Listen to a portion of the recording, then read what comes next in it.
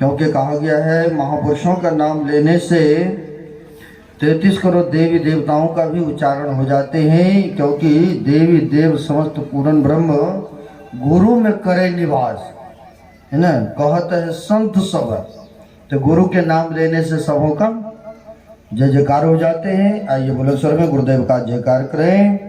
बोलिए प्रेम से श्री सद्गुरु राज की जय, श्री सद्गुरु राज की जय, श्री सद्गुरु महाराज की जय। अखंड मंडलाकारं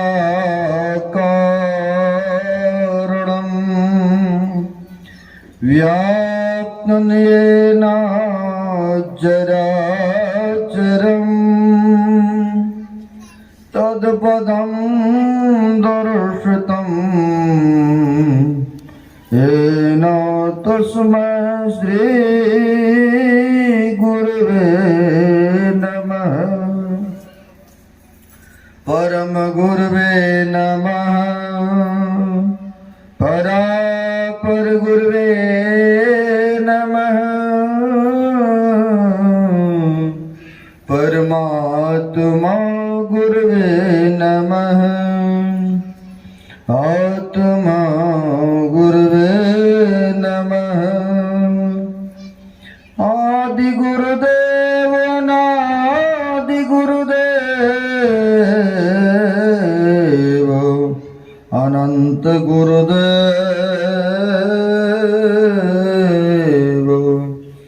अखिल गुरुदेव चरण गुरुदेव शरण गुरुदेव श्री गुरु महाराज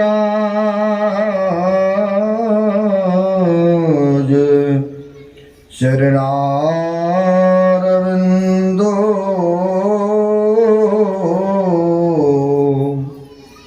नमो नमस्तुते।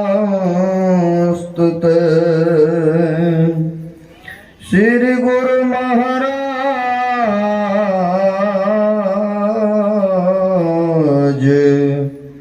चरणारविंदो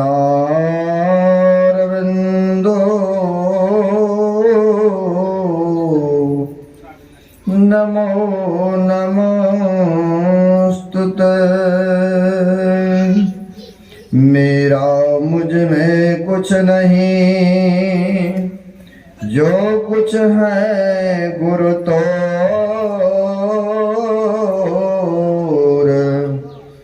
तेरा तुझको सौंपता क्या लागत है प्रभु मोर।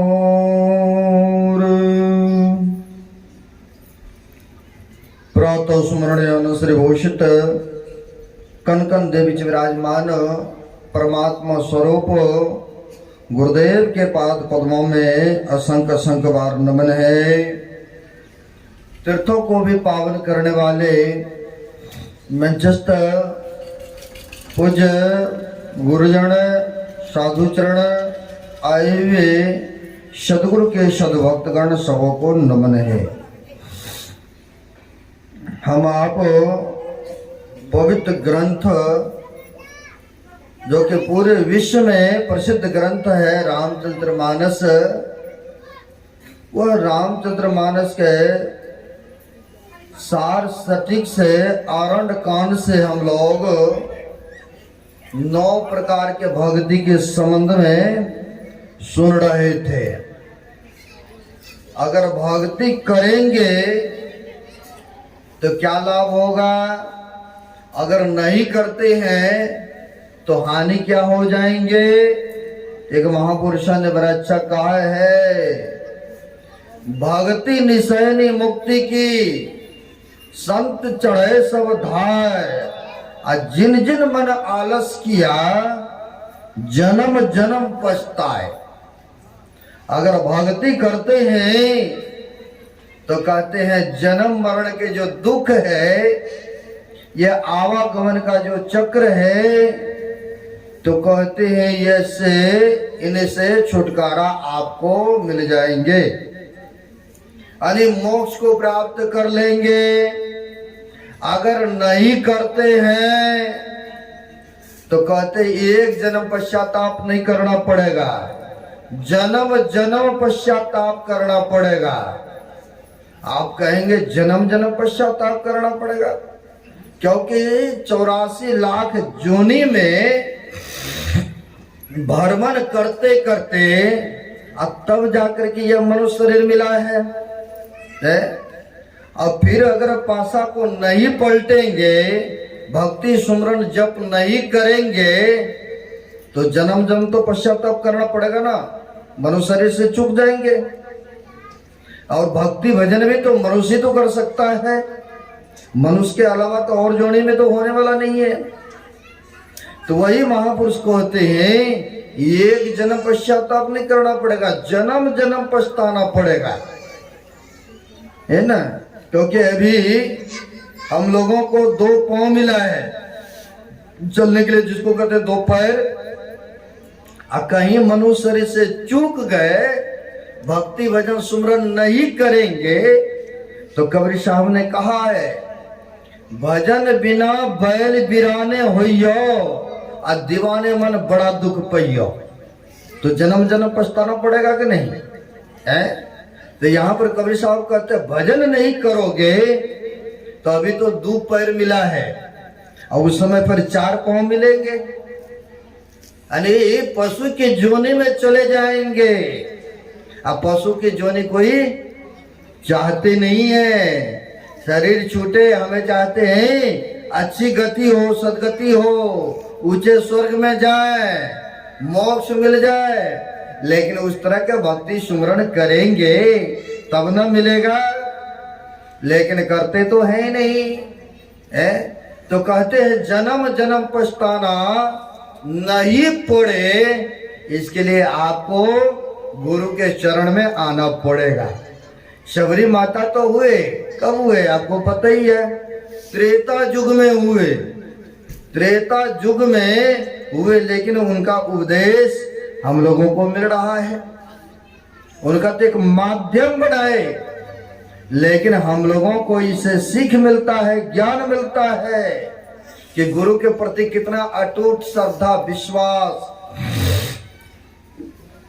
तो कहते हैं विश्वास जो गुरु के प्रति रखते हैं, श्रद्धा रखते हैं, जैसे माता सबरी ने मतंग ऋषि पर पूर्णतः विश्वास श्रद्धा कह गए थे। जब शरीर छोड़ने लगे, गुरुजी ने कह गए थे कि मैं शरीर छोड़ रहा हूं, तुम इसी कुटिया में रहना और प्रभु श्री राम आएंगे और तुम्हें दर्शन देंगे, इसी कुटिया में रहना। जितना दुख, जितना कष्ट, जितना अपमान सहना पड़े और सहना, लेकिन छोड़ के मत जाना। तो क्या हुआ, गुरु के वचन पर विश्वास किए थे। जंगल में तो बहुत सारे ऋषि मुनि थे, लेकिन सबके पास नहीं गए। इसलिए कहते हैं वह परमात्मा सर्वत्र है, सबका पुकार को सुनते हैं कि मेरे लिए कौन किस तरह का भक्ति करते हैं। कहा है हरि व्यापक सर्वत्र समाना, अब प्रेम ते प्रगट होए में जाना। कहते हैं अगर प्रेम श्रद्धा के साथ भक्ति सुमरण करेंगे तो हरि तो सर्वव्यापक है ना, परमात्मा से कहीं खाली है तिलवल जगह। हमारे गुरुदेव कहते हैं सब में व्यापक सबते न्यारा और सब घटे एक ही राम हो रहा। कहते सब में है और सबसे न्यारा भी है। कैसे है, तो कहते हैं दूध में घी है, जैसे दूध में घी, फूल में बास, और वैसे हरि परमात्मा सर्वत्र है। फूल में सुगंध है, कहीं खाली नहीं है, दूध में घृत छिपा है। उसी प्रकार से कहते परमात्मा भी जर्रे जर्रे में है, सबका पुकार को स्वीकार करते हैं। माता सबरी बड़े हृदय से पुकारती थी, आराधना करती थी, रोज के रोज देखती थी कहीं आज ही तो नहीं आएंगे। रास्ते को साफ करती थी, फूल बिछाया करती थी, फल तोड़ तोड़ करके ले आया करती थी, कहीं आज ही तो नहीं आ जाएंगे। हैं। इसलिए एक संत हो गए पलटू साहब, उन्होंने बड़ा अच्छा कहा है, साहब के दरबार में केवल भक्ति प्यार, केवल भक्ति प्यार, साहब भक्ति में राजी, सजा पकवान दासी सुत भाजी, खाए सबरी के बैर, ऋषि मुनि सब रोए। कहते हैं साहब मतलब परमात्मा होता है। कहते हैं परमात्मा के दरबार में केवल तो केवल भक्ति से ही नाता होते हैं। हम लोग अभी और भी सुने हैं, परमात्मा को सुंदरता आपके शरीर में है, विद्या है, धनमान है, लेकिन उनको वह प्यारे नहीं है। अभी हम लोग सुने हैं ना, है सुने हैं, भक्तिहीन नर सोवई कैसा, अब बिन जल बारिज देखिए जैसा। कहते हैं धनवल परिजन गुण चतुराई, अब भक्तिहीन नर शोभई कैसा, बिन जल बारिज देखिए जैसा। कहते हैं जैसे बादल तो लगा है, बहुत काले घटाए हैं, लेकिन एक बूंद भी जल अगर पृथ्वी पर नहीं गिरा तो किसान को कोई फायदा हुआ? बिल्कुल सत्य वचन नहीं हुआ है।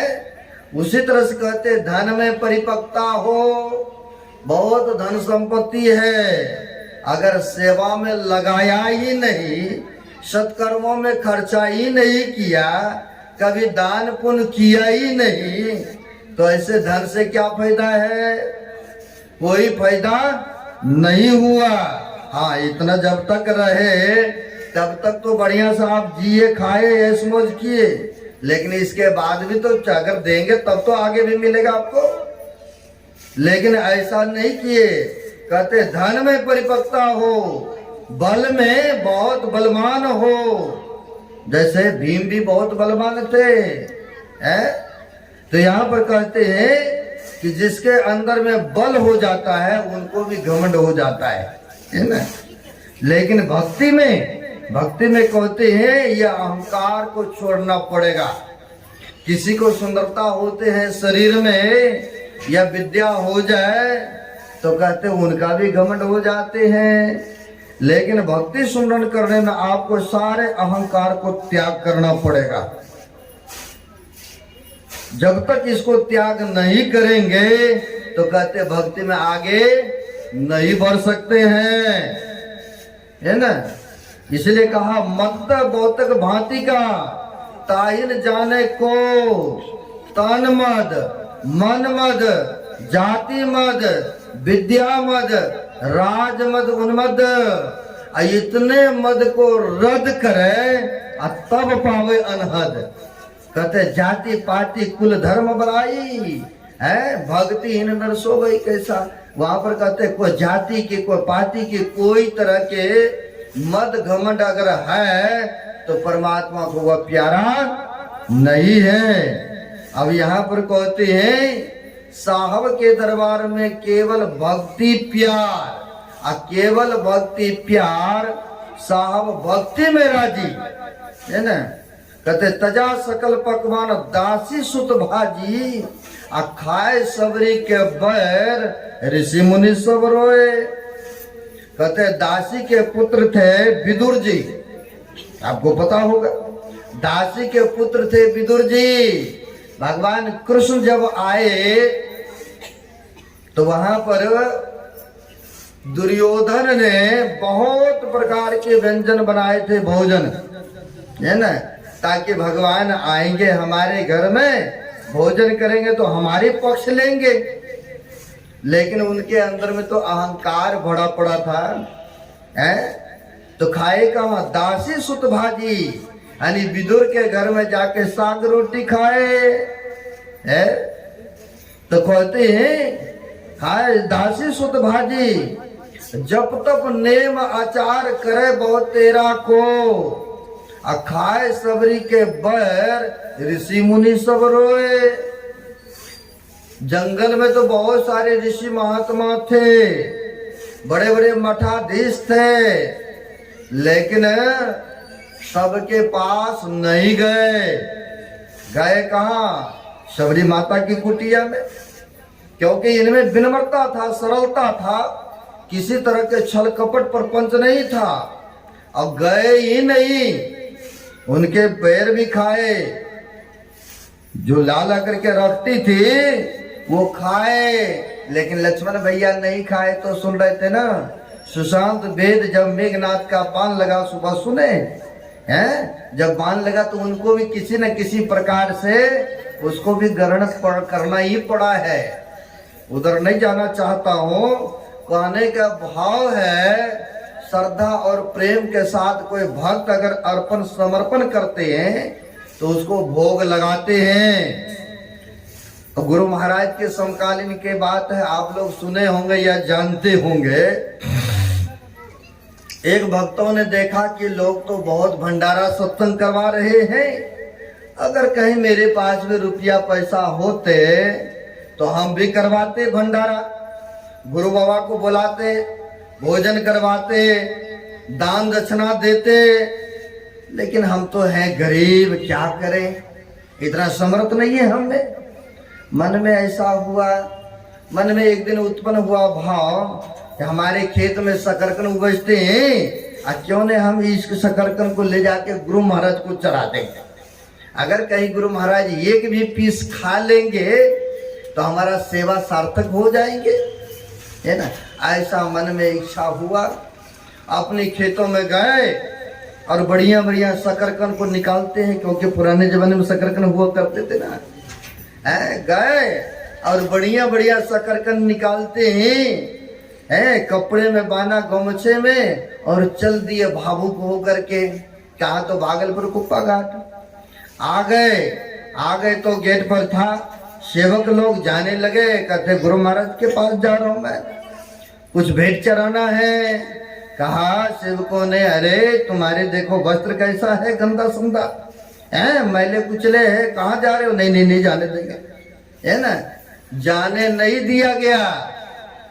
अब सोचा बेचारा कहाँ जाएंगे, शाम का टाइम है, क्यों ने रात बीच यहीं रह लेते, सुबह जाएंगे, जैसी गुरुदेव की मौज। वह प्राणी वह व्यक्ति वहीं पर रह लिए। अभी भी वेलचर है ना, जो गए होंगे देखते होंगे, उस वेलचर पर गुरु महाराज को परिक्रमा कराते थे, घुमाते टहलाते थे। तो सभी भक्तगण पीछे पीछे टहल रहे थे, अब गुरु महाराज को सेवक घुमा रहे थे, टहला रहे थे। वो भी व्यक्ति पीछे पीछे टहल रहे थे, गमछा में बांधा हुआ था, लटकाया हुआ था, और घूम रहे थे, टहल रहे थे। अंतर्यामी महापुरुष, जो सबके मनों के बात को जानने वाले, घूमते फिरते जब आने लगे अपने रूम के पास, कहा व्हीलचेयर को रोक दे। कहा आज मेरी इच्छा हो रहा है कि कोई शकरकंद खिलाओ जी, है ना, शकरकंद कोई खिलाएंगे। और जो पीछे भक्त थे, कपड़े में गमछा लगा करके ऐसे थे, वो दौड़ करके आ, कहा हजूर मैंने लेकर के आया हूँ, ये स्वीकार किया जाए, है ना। तो गुरु महाराज ने उनमें से बढ़िया बढ़िया लिया और कहा इसको दाल में डाल देना। देखिए गुरु महाराज कैसे भक्तों का मान रखते हैं। कहा भंडार घर में इनको दाल में डाल देना, ब्रिक ब्रिक कर देना, और सबके थाल में चले जाएंगे। इनके तरफ से भी भंडारा हो गए, सबके तरफ से भी भंडारा हो गए, है ना। तो ऐसे महापुरुष होते हैं, सबके मन की बातों को जानते हैं। तो वही यहाँ पर कहते हैं, जप तप नेम आचार करे बहु तेरा को, अखाए सबरी के बैर ऋषि मुनि सब रोए। सब ऋषि महात्मा आश्चर्य करते हैं कि हम लोगों के पास नहीं है, एक जाति के नीच वर्ण है, प्रभु श्री राम उनके पास चले गए, आना चाहिए मेरे पास। लेकिन भगवान तो परमात्मा तो जानते हैं ना किनको कितना मेरे प्रति श्रद्धा है। जब प्रभु श्री राम आए तो आने के बाद सब ऋषि मुनि भी आ गए। जैसे आपको पता चला कि साधु बाबा आए हैं पंजाब लुधियाना से, तो आप लोग इतने सारे संख्या में आ गए। तो वैसे पता चला कि बाबा गए वहां पर राम आए हैं, तो बहुत सारे जंगलों का ऋषि महात्मा आ गए।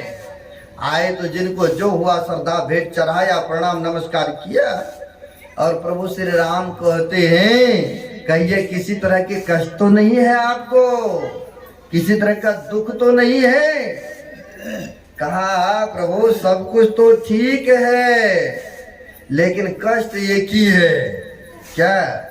आपको पता होगा ना, वहां पर सरोवर तालाब था और उससे पानी लाया करते थे सब।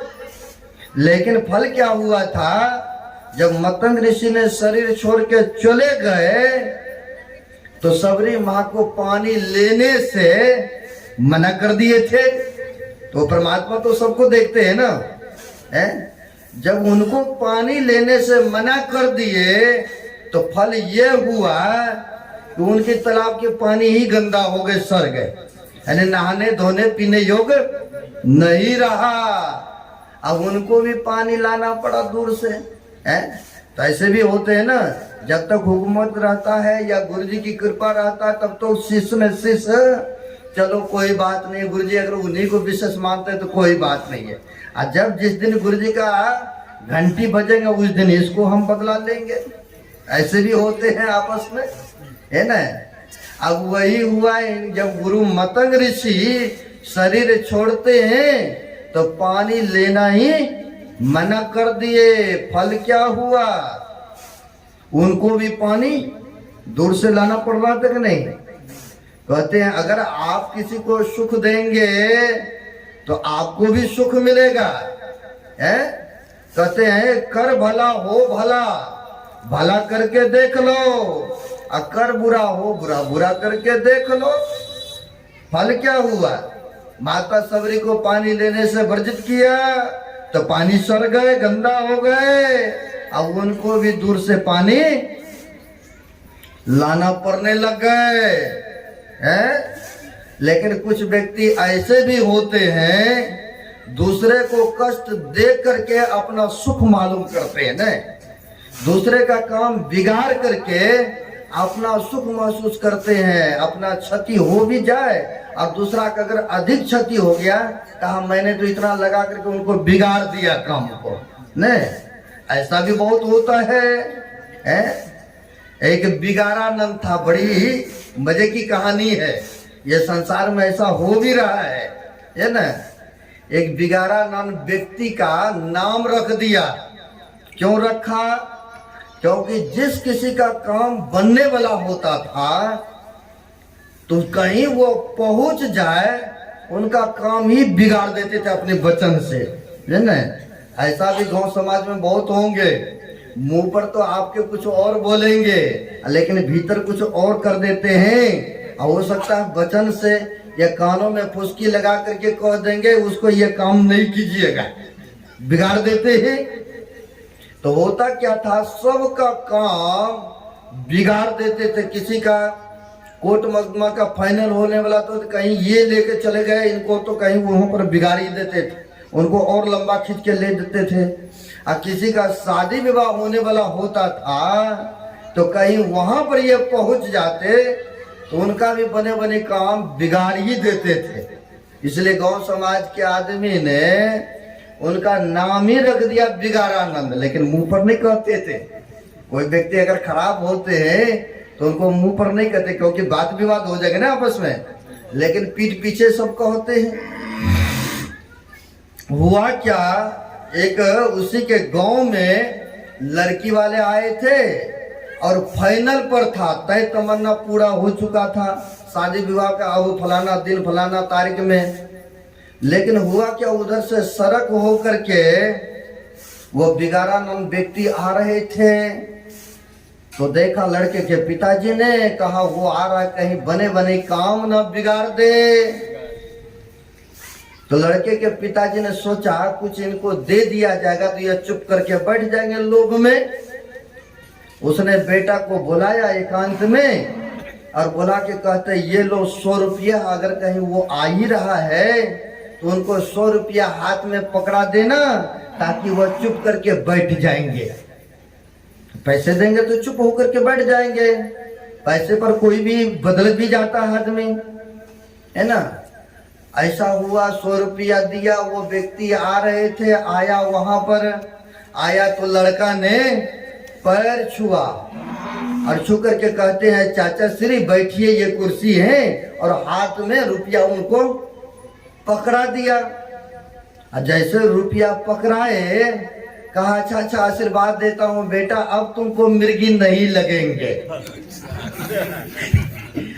अब यहाँ तय तमन्ना होने वाले में से थे, कहा बेटा अब तुमको मिर्गी नहीं लगेंगे, जाओ तुमको हम आशीर्वाद देता हूँ। अब लड़की वाला तो उसी जगह था, सुन लिया, कहा अब हम शादी विवाह नहीं करेंगे। यानी जहां भी पहुंचते थे उनका काम बिगाड़ ही देते थे, तो नाम ही उसका नाम वो रख दिया था बिगाड़ानंद। अब हुआ क्या, कुछ देर के कुछ दिनों के बाद एकाएक वह बीमार हो जाते हैं। और शरीर है तो बीमार भी तो होना ही है ना। अगर अच्छा काम करते हैं व्यक्ति तो उनके लिए परमात्मा से दुआ भी मांगते हैं कि फलाना बाबू फलाना व्यक्ति ठीक हो जाए, चंगा हो जाए। आज जो दूसरे को अनिष्ट सोचते हैं, अपकार करते हैं, तो उनके लिए दुआ ये भी मांगता है कि उनका कब छुटकारा मिल जाए हम लोगों को उनसे। ऐसा भी देखते हैं समाज में। अब होता क्या है, एक दिन अचानक बीमार हो गए। अब बीमार होने के बाद हॉस्पिटल में ले गए उनके बेटा पोता, इलाज कराया लेकिन सक्सेस नहीं हो रहा, ठीक नहीं हो रहा है। तो एक दिन मन में हुआ इनको कि अब हम लगता है बचेंगे नहीं, और जीवन पर्यंत हमने झूठी बोला, दूसरे का काम ही बिगाड़ता रहा हूँ, क्यों न मरने के घड़ी में भी क्षमा मांग लो उन लोगों से। ऐसा मन में उत्पन्न हुआ। उन्होंने अपने बेटा से, पुत्र से कहा कि फलाना फलाना व्यक्ति को बुला करके ले आ, तो उनसे मिलने की इच्छा हो रही है मेरी। कई बार मरने के समय में ना याद करते हैं ना व्यक्ति, तो उनको बुला दो। तो बेटा पोता सोचते हैं कि लगता है कि अब नहीं बचेंगे, इसीलिए याद करते। गांव समाज के आदमी गए, इनके बेटा पोता कहते हमारे पिताजी अब नहीं बचेंगे, हॉस्पिटल में बड़ी सख्त बीमारी है, आपको याद कर रहे हैं फलाना फलाना बाबू को। तो लोगों ने चर्चा आपस में किया, अरे उनके तो भले मृत्यु हो जाए, हैं जब तक रहा वो तो दूसरे को बिगाड़ते ही रहा है, इससे बढ़िया भले वो छूट जाए शरीर, हम लोग नहीं जाएंगे। लेकिन उन्हीं में से एक व्यक्ति और था, कहा अरे बिगाड़ा तो मेरा भी काम है, अब वह शरीर छूटने के घड़ी में है, अगर मृत्यु के समय याद करते तो जाना चाहिए। हैं 2-4-10 व्यक्तियों में विचार हुआ, कहा अच्छा अच्छा ठीक है, चलो एक बार हॉस्पिटल जाते देखने के लिए। गए तो सोए सोए हाथ जोड़ करके क्षमा मांगते हैं कि जब तक मैं रहा आपके बीच में, समाज में, तो मैंने सबके काम को बिगाड़ता रहा, हो सके तो हमें क्षमा कर दीजिए, अब अंतिम घड़ी है। तो लोगों ने भी सोचा कि चलो ऐसे हाथ जोड़ करके प्रार्थना कर रहे हैं, माफी मांग रहे तो माफी दे देना चाहिए। कहा अच्छा अच्छा अच्छा माफ है तुम लोगों का, चलो छोड़, तो भूल जाता हूं मैं, जो किया तो किया, कोई बात नहीं। कहा माफ कर दिए? कहा हाँ। कहा मेरे मरने के समय, मैं मर रहा हूं अभी, मेरे मरते मरते एक इच्छा हो रही है। कहा क्या इच्छा हो रहा, बोलिए। कहा मेरी इच्छा यह हो रहा है कि कहीं मेरा शरीर अगर छूट जाए, आप पहले प्रतिज्ञा कीजिए कि हमारा इच्छा को पूर्ण करेंगे ना। कहा हाँ हाँ बोलिए क्या इच्छा है, जब मर ही जाएंगे तो बोलिए। कहा जब मेरा शरीर छूट जाए तो एक हाथ का आप एक बत्ती बढ़िया से बना करके ले आइएगा और जिसमें मुंह में ठोक दीजिएगा, क्योंकि जीवन पर्यंत हम जो है आपको जिभ्या से, मुंह से बिगाड़ता रहा, काम को बने बनाए को बिगाड़ता रहा, कटु शब्द कहता रहा, इसलिए मेरी मृत्यु के बाद आप एक कील ले आइएगा और मेरे मुंह में ठोक दीजिएगा। तो लोगों ने भी सोचा चलो जब वो शरीर छूटी जाएगा तो पीड़ा दुख तो नहीं होगा, ठोक देंगे, इनकी अंतिम इच्छा पूरा करेंगे। लो जी कुछ दिन के बाद शरीर छूटता है, और वो लोगों ने एक कील लाया, 1-1.5 हाथ का ठोक दिया, और ठोक दिया तो लेकर के स्मशान घाट में अर्थी बना करके जाने लग गए। अब इधर से जा रहे हैं, उधर से पुलिस की गाड़ियां आ रही है।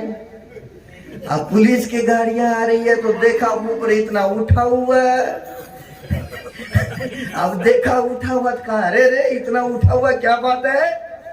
अब तो ये लोग भयभीत हो गए हैं। अब इनको क्या पता कि किसने कैसे मारा, कैसे क्या हुआ है ना। कहा रे इतना उठा हुआ है मुंह के पास में है, तुम इसको नीचे करो, नीचे करो अर्थी को। अब तो सब आदमी घबराने लग गए। और जब घबराने लगे तो सब जान भी गए हैं। अब लगता पंगा कुछ पड़ेगा है। मर के तो चला गया है, लेकिन पंगा डाल के लगता है चला गया है ना। अब उनको नीचे उतारते हैं। अब नीचे उतारे, अरे कपड़ा उगारो। और जैसे कपड़ा उघाड़ते हैं, एक कील के इतना बड़ा तो मुंह में ठोकी रखा था ना कील। अब उघाड़ते कहा अरे मुंह में तुमने कील ठोक करके इनको जानबूझ के मार दिए थे, जानबूझ के मारा है और ले जा रहा है जलाने के लिए। अब तुम जलाना तो बात की बात है, चलो पहले चक्की पीसने के लिए जेल खाने में चलो, है ना। सबको वहां से ले जा करके जेल में बंद कर दिया। और जेल में बंद किया, सब सोचने लगा अरे बिगाड़ा नंद है, तू तो शरीर छोड़ ही दिया, लेकिन मर करके भी हम लोगों को बिगाड़ दिया, जेल में बंद करवा के गया तू। ऐसे भी बहुत व्यक्ति होते हैं, है ना। है वो तो शरीर छोड़ते छोड़ते भी दूसरे को बिगाड़ के गए कि नहीं। अब यहाँ पर भी देखिए, पानी लाने के लिए चलो सब मिलजुल करके रहते तो ईश्वर की कृपा बने रहते, एक ही सरोवर से पानी लाते। लेकिन जैसे गुरु मतंग ऋषि ने शरीर छोड़ा, अब वैसे ही पानी लेने से मना कर दिया सबरी माई को। फल क्या हुआ, पानी सड़ गए, गंदा हो गए कि नहीं है। उनको भी दूर से लाना पड़ रहा है। तो जब प्रभु श्री राम आए तो कहा कहिए किसी तरह के कष्ट पीड़ा तो नहीं है। कहा हाँ प्रभु पीड़ा है, ये की पीड़ा है। कहा क्या कष्ट है, क्या पीड़ा है। कहा ये सरोवर पास में है, ये सड़ गए हैं, पानी दूर से लाना पड़ता है। सुना हो कि आपके चरण पड़ने से वह स्वच्छ निर्मल हो जाएंगे। और जिस चरण को लगते सार गौतम ऋषि के पत्नी अहल्या पत्थर बन गई थी, आपके चरण लगते ही वह दिव्य शरीर को प्राप्त कर लिए हैं प्रभु। आप अगर अपना चरण को सरोवर में रख देंगे, हमें पूर्ण विश्वास है कि वह स्वच्छ और निर्मल हो जाएंगे जल्द। आप कृपा करें एक बार चरण तो रख दें। भगवान तो सब कुछ जानते थे, सबकी बातों को, मन को। कहा ठीक है तुम्हारी ऐसी इच्छा है, कामना है, तो चलो चलते हैं। गए, चरण भी रखे, लेकिन स्वच्छ जल, निर्मल जल नहीं हुआ है। क्या प्रभु आपके चरण पड़ा फिर भी नहीं पवित्र हुआ यह जल।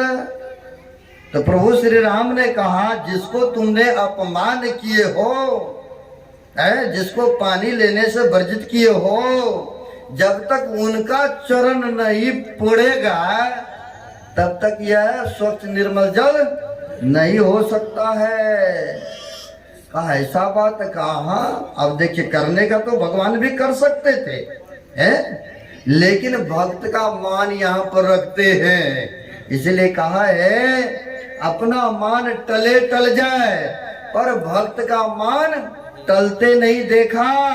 अब प्रभु को नियम को बदलते देखा।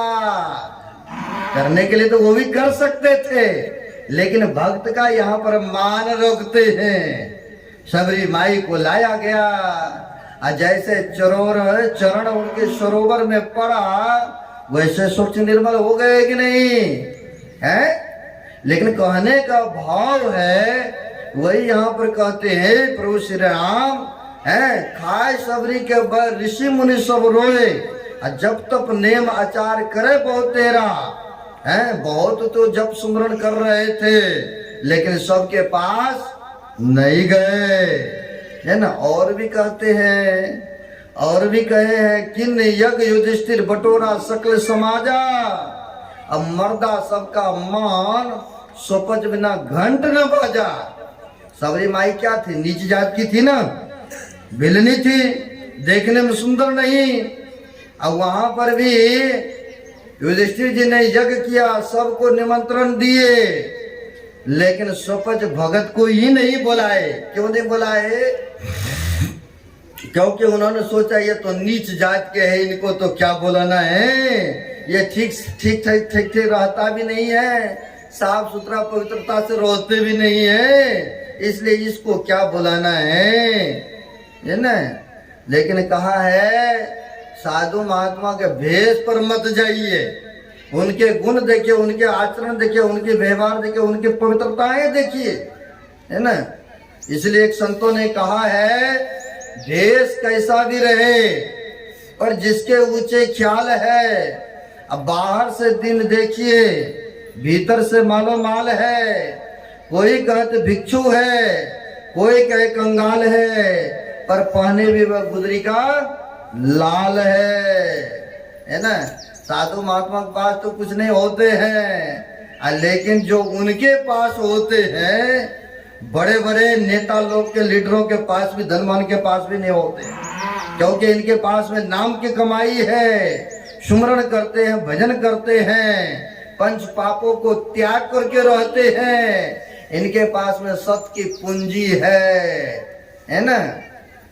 इसलिए कहते हैं कि हम लोगों को निष्कपट सरल हो करके गुरु की सेवा करना चाहिए। अभी सुन रहे थे ना, प्रथम भक्ति संतन कर संगा, दूसरी रति मन कथा प्रसंगा। जो संतों के समागम में हम लोग हैं, यही तो भक्ति का प्रकाष्ठा है। जो कथाओं में प्रेम रखते हैं, श्रद्धा रखते हैं, तो कहते दूसरी भक्ति हो रहा है? गुरु पद पंकज सेवा, तीसर भक्ति अमान, चौथी भक्ति मम गुण करे कपट दिगान। कहते हैं तीसरा भक्ति है गुरु के पदों को दृढ़ता के साथ, अहंकार को, भावनाओं को त्याग करके सेवा करना चाहिए, है ना। क्योंकि भक्ति का दूसरा अर्थ होता है सेवा भी, है ना। महर्षि साई स्वामी महाराज कहते हैं सेवा से सद्गुण है आते, जिससे जीवन सुखमय होता, जिसमें सेवा भाव नहीं, आज शाही सुख चैन कहां से होगा? माता सबरी ने सेवा की तो मतंग ऋषि प्रसन्न हुए थे। वैसे कहते हैं गुरु पद पंकज सेवा, तीसर भक्ति अमान, मान रहित होकर के करिए, घमंड छोड़ करके कीजिए, तब कहीं गुरु जी प्रसन्न होंगे। एक बंगाल में गए थे गुरु महाराज सत्संग प्रवचन फरमाने, बड़े धनवान व्यक्ति थे। अब धनवान थे, अकेले वो गुरु महाराज को ले आकर के भंडारा और सत्संग कराते रहे, है ना। बहुत धनवान थे। होता क्या है, गृहस्थ जीवन थे वो। अब गृहस्थ जीवन थे, उनकी पुत्री का विवाह हुआ, और होने के बाद बच्चे को प्रसव देने लगा, जन्म देने लगे, तो उनकी संतुलन खो गए। कई बार होते हैं ना, बच्चे जन्म देते सार माँ मर जाती है, बच्चे मर जाते हैं, या तो दोनों कुशल पूर्वक रहते हैं। बच्चे को जन्म देते सार उनकी संतुलन खो गए। बेचारी जब तक रही तो गुरु जी का बड़ी दृढ़ता के साथ सेवा करती रहती थी, है ना। अब संतुलन खो गए तो पगली हो गई, भागना इधर उधर इधर उधर। होता क्या है, एक दिन उनके गांव के लोग सब आ रहे थे गुरु महाराज के दर्शन के लिए, कुपागढ़ भागलपुर। जब आ रहे थे दर्शन करने, तो कई बार आप लोग भी ना बड़ा बड़ा सत्संग में जाते हैं, ट्रैक्टर गाड़ी घोड़ा पर चढ़ करके, वैसे ही बहुत सारे लोग ट्रैक्टर पर चढ़ रहे थे। वो पगली भी आई, जबरन चढ़ गई, चढ़ के बैठ गई। तो लोगों ने उतारने का कोशिश बहुत किया, लेकिन फिर भी नहीं उतरी। तो लोगों ने सोचा, गांव समाज के लोगों ने, चलो ले चलते हैं, सत्संग में जा रहे हैं, साधु महात्मा का दर्शन करने, गुरु जी का दर्शन करने, हो सकता है किस्मत बदल जाए इनकी। ले लिया, कहा जब ये जा ही रहा है तो छोटा बच्चा, इनको भी लेके चलते हैं। जो संस्मरण पढ़े होंगे उनको याद होगा। देखिए गुरु की कृपा कैसे होते हैं। सेवा कभी निरर्थर नहीं जाते हैं, सेवा का फल मिलता ही है, बेशक लेट से मिले लेकिन फलीभूत होता है। क्योंकि जब तक वो मायके में रही थी, बड़ी सेवा करती रहती थी, है ना। संत महात्माओं का बहुत सेवा आतुरता दिल से करती थी। अब होता क्या, ट्रैक्टर पर बैठा छोटा बच्चा था, वो भी ले लिया गांव समाज के लोगों ने। आया भागलपुर कुप्पा घाट, सत्संग संपन्न हुआ। होने के बाद गर्मी का मौसम था, सब गाछ के नजदीक आके बैठ गए। अब बैठे तो वो तो संतुलन कोई भी तो हल्ला गुल्ला कर रही थी। और जब हल्ला गुल्ला कर रहे थे, लोगों ने शांत भी करते थे, फिर भी नहीं शांत। अब गुरु महाराज अपने रूम में आराम कर रहे थे, तो गुरु महाराज की मौज हो गए। सेवक से कहते हैं, जी हमको उठा के बैठा दो। उठा करके कहा बैठा दो, उठा के बैठा दिया, पांव दोनों नीचे लटका दिए और चारों बगल तकिया मुस्लिम लगा दिए। तो गुरु महाराज ने आदेश दिया कि जाओ फलाने रूम से ये सामान लेके आओ।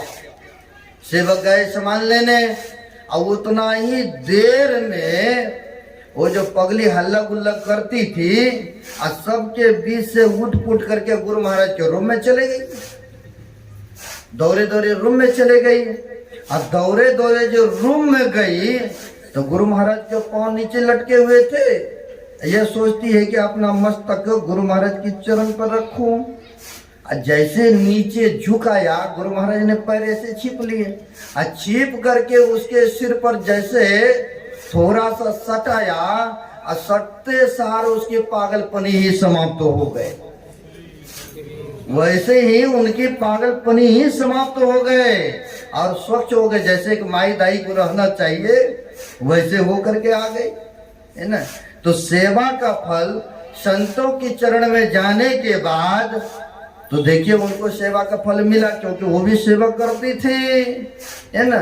वही कहते हैं कि गुरु की सेवा करना तो निष्कपट भाव से छल प्रपंचों को छोड़कर, है ना, मान रहित तो हो करके। अब पांचम जो सुनते हैं मंत्र जाप मम दृढ़ विश्वासा, अब पंचम भजन सो वेद प्रकाशा, जो त्रैकाल संध्या करने के लिए हम लोगों को बताए हैं। तीनों वक्त समय निकाल करके ध्यान सुमरण कीजिए, तो यही तो गुरु का आज्ञा का पालन हुआ ना। छतदम शील विरति बहु कर्मा, नित्य निरंतर सज्जन धर्मा। छठी भक्ति है इंद्रियों पर दमन करना, इंद्रियों पर अपने आप को कब्जा करना, छठी भक्ति ये है। राम भगवान ने और भी कहा, सातम सम मही मैं जग देखा, अब मौते अधिकर संत कर लेखा, है ना। ये नहीं कहा कि मेरा दर्शन हो गया तुम्हारा काम हो गए, ऐसा प्रभु श्री राम ने ही कहा हमसे भी कई गुना हो करके साधु महात्माओं को मानना। ने सातम सम मोहि मैं जग देखा, मौते अधिकर संत कर लेखा, यानी हमसे भी ज्यादा संतों को मानना, है ना। ऐसा नहीं कि मेरा दर्शन हो गया और काम तुम्हारा पूर्ण हो गए। उन्होंने शिक्षा दिया है हम लोगों को, वही शिक्षा लेकर के चलना चाहिए। तो कहते हैं सातवीं भक्ति ये होते हैं, आठम जथा लाभ संतोषा, सपनों में नहीं देखे प्रदोषा। जो मिल जाए परमात्मा की कृपा से उसी में सब्र करना चाहिए, संतुष्ट रहना चाहिए। और नहीं तो कहते हैं जितना मर्जी होते रहे, अगर सब्र नहीं है, संतुष्टि नहीं है, तो कहते लोभ बढ़ते जाएंगे, परेशान होते जाएंगे। एक संतों ने कहा है, मक्खी बैठी गुर पर पंख दोनों लिपटाए, हाथ मले सिर धोने लालच बुरी बला है। लेकिन यहाँ पर कहते जो मिल जाए उसी में सब्र करना चाहिए। और भी कहा है, बिनु संतोष न काम न साई, बिना संतोष किए कामना का पूर्ति या कामना की संतुष्टि नहीं हो पाते हैं। एक संतों ने तो बड़ा अच्छा कहा है, गोधन गाज धन और रतन धन सब खान, जब आवे संतोष धन सब धन दूरी समान। अब देखिए सबसे बड़ा यहाँ पर संतोष धन मिल गया कि नहीं। जब संतुष्टि जिनको हो जाए, थोड़े में सब्र कर ले, जो दिया ईश्वर की कृपा से बहुत है, और उसी में सब्र कर ले, संतुष्ट हो जाए, तो इससे बढ़कर के और सुख क्या मिल सकता है उनको, है ना। आठम जथा लाभ संतोषा, आठवीं भक्ति है जो मिल जाए उसी में सब्र संतुष्ट होना चाहिए। नम महु जिनको एक होई, नारी पुरुषो चराचर कोई। कहते नवों प्रकार के भक्ति में जिनको एक भी हो वो भगवान को अतिशय प्यारे होते हैं, है ना। इसलिए हम लोगों को यह मनुष्य शरीर मिला है, बड़े उत्तम शरीर मिला है। जहाँ तक हो सके सत्कर्मों को करना चाहिए, है। जहाँ तक हो सके तन से मन से धन से परोपकार करना चाहिए। किसी को दिल नहीं दुखाना चाहिए। किसी को हम जिंदा नहीं कर सकते तो मारने का भी अधिकार नहीं होता है। लोग मांस मछली खट्टी मुर्गा खाते हैं, बकरा खाते हैं, हत्याओं जीव को करते हैं। जब किसी को जिंदा करने का नहीं अधिकार है तो मारने के थोड़े अधिकार दिए हैं। खाने के लिए तो बहुत सारे सामग्रियां हैं, तो फिर भी अपने चर्बी को बढ़ाने के लिए लोग दूसरे के जीव को हत्या करके अपना मनसा को बढ़ाते हैं। तो कहते हैं महापुरुष मांस मछलियां खाता है सुरा 500 है, ऐसे लोग कहाँ जाएंगे।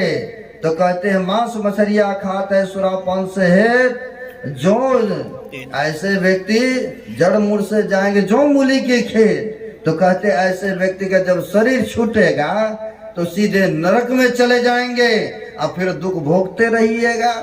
इसलिए महापुरुष कहते हैं किसी जीव का किसी प्राणी का हत्या नहीं करना चाहिए। तन से मन से वचन से धन से परोपकार मनुष्य को करना चाहिए। अगर इस तरह के भावना बना के रखेंगे तो परमात्मा आपको प्रसन्न रहेगा, आपके ऊपर कृपा बनाए रखेंगे, हैं, क्योंकि वह सब कुछ देखते हैं, सब कुछ जानते हैं। इसलिए सेवा भावना बनाइए। तन से मन से धन से परोपकार के ही रहना चाहिए अंदर में ऐसी प्रेरणा। किसी को अपने वचन से अपने तन से किसी को पीड़ा नहीं पहुंचाइए। इसी में तो परमात्मा की कृपा होंगे ना। अगर भला करेंगे शुभ काम करेंगे तो परमात्मा की कृपा आपके ऊपर होते रहेगा। इसलिए सभी महापुरुषों ने कहा है जहां तक हो सके तन से मन से धन से परोपकार करिए। किसी को दिल मत दुखाइए, नशों का सेवन मत कीजिए, किसी को चुगलखोरी मत कीजिए। जहां तक हो सके अच्छी शिक्षा दीजिए। यही संत महापुरुषों को उपदेश रहा है। 5:30 हो चुका है, 5:30 बजे तक बोला गया था, लेकिन आगे नहीं बढ़ूंगा। बड़े ही पुण्य का काम किए हैं।